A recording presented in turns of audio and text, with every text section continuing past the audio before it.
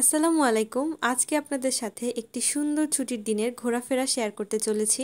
গত শুক্রবারে আমরা চলে গিয়েছিলাম টাঙ্গাইল শহর থেকে প্রায় 30 কিলোমিটার দূরে মির্জাপুরের একটি সুন্দর জায়গা। এখানে সেরকম দোকানপাট নেই, কিন্তু আমরা যেহেতু নৌকাতে ঘোরাফেরা করব, তাই নৌকাতে খাওয়ার জন্য কিছু বাদাম, চিপস এগুলো কিনে নিচ্ছিলাম।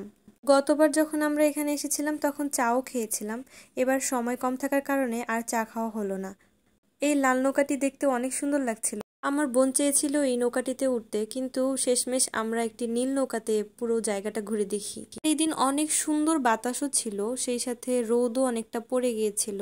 আমার বোনও ছবি তোলায় ব্যস্ত। ওই যে দেখা যাচ্ছে আমাদের নৌকা, এই নৌকাটিতেই আমরা পুরো জায়গাটা ঘুরে দেখব।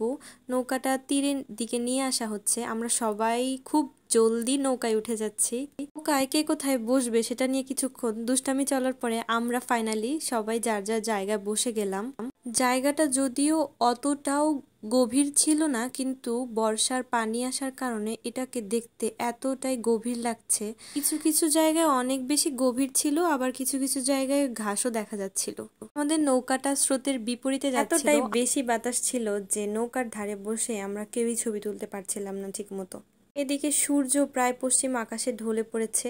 পানির উপরে এই সূর্যটাকে দেখতে যে কি অপরূপ সুন্দর লাগছে তা আসলে খালি চোখে না দেখলে বলে বোঝানো যাবে না। আপনারা যদি এই জায়গাটিতে আসতে চান তাহলে মির্জাপুর থেকে সরাসরি অটোরিকশাতে করে এই জায়গাটিতে আসতে পারবেন। পরিবারের সাথে গ্রামীণ পরিবেশে অনেক সুন্দর একটি বিকাল কাটানোর জন্য এটি একটি সুন্দর জায়গা হতে পারে। বিকালের দিকে এদিকে সবাই মাছ ধরছিল, রাস্তার পাশে কিছু জাল দেখা যাচ্ছে। এই যে আমিও আমার পরিবারের সাথে বিকালে সুন্দর মনোরম পরিবেশ উপভোগ করতে করতে চিপস আর বাদাম খাচ্ছিলাম। মাঝি ভাইও আমাদের পরিচিত হওয়ার কারণে মন মতো আমাদেরকে ঘোরাচ্ছিলেন।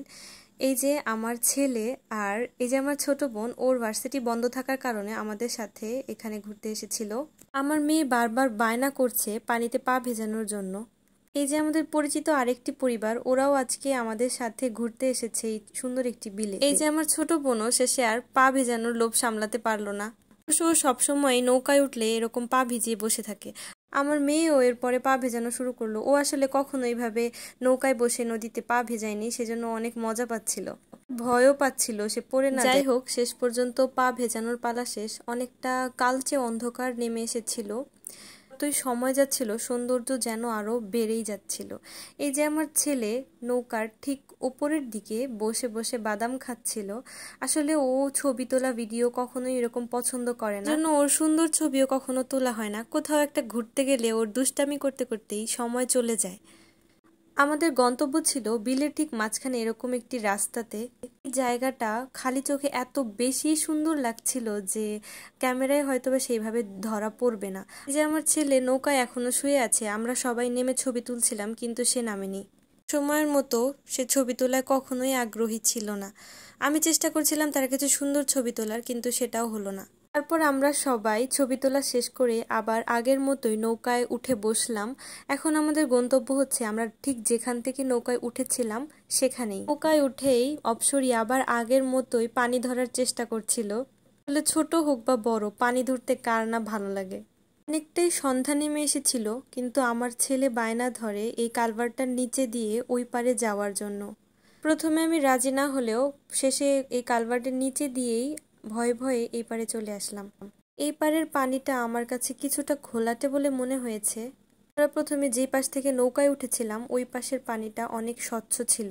এই তো নৌকায় ভাসতে ভাসতে আজকে সন্ধ্যা হয়ে গেল। এখন আমাদের নামার সময় চলে এসেছে। কালভার্টের উপর বসে বসে কিছু মানুষ বাতাস খাচ্ছিল। আমরা এবার নৌকা থেকে একে একে নেমে যাব।